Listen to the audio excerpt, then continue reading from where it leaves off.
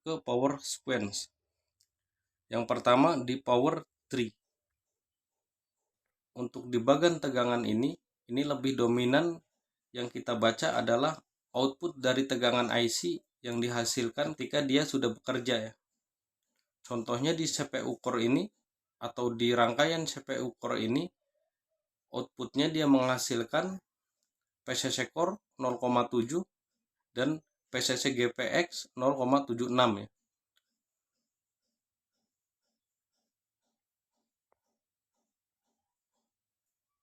Sama halnya seperti di DDR, maupun di rangkaian RAM. Di sini outputnya menghasilkan dua tegangan penting, yaitu 1,5 volt dan 0,75 volt DDR PTT ya.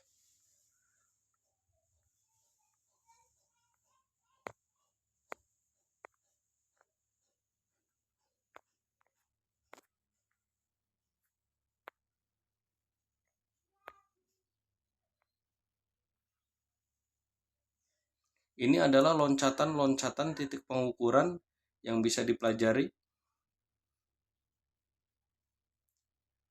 dari tegangan awal sampai ke tegangan puncak. Di sini bisa kita lihat tegangan dari adaptor ataupun baterai masuk ke PU2,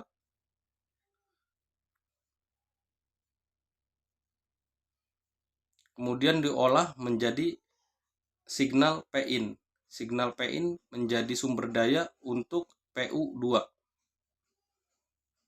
Begitu step seterusnya ya. Sedangkan untuk di power sequence block diagram, ini prinsipnya sama dengan power sequence di bagian timing. Tapi untuk teknik pengukuran atau pengurutan dari tegangan awal sampai ke tegangan puncak, baiknya menggunakan power sequence di proses timing.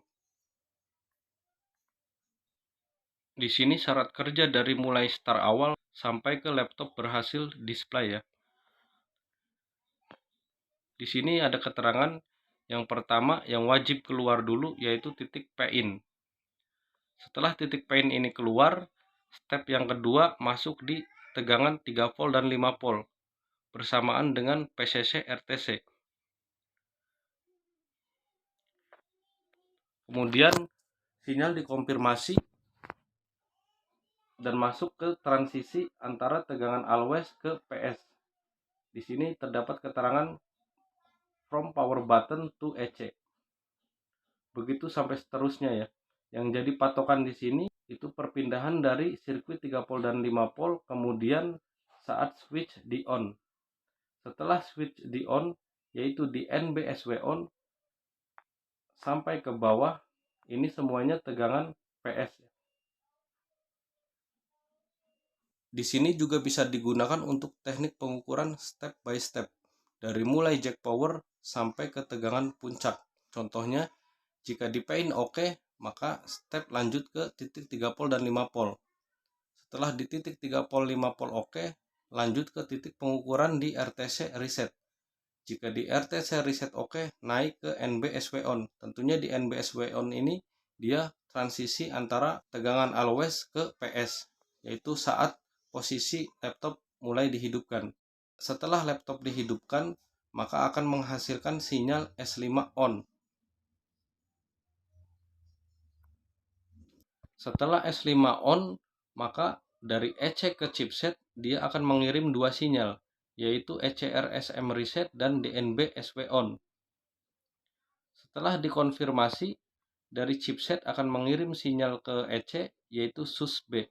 Kemudian jika sinyal SUSB dikonfirmasi, maka EC akan mengeluarkan sinyal SUS on.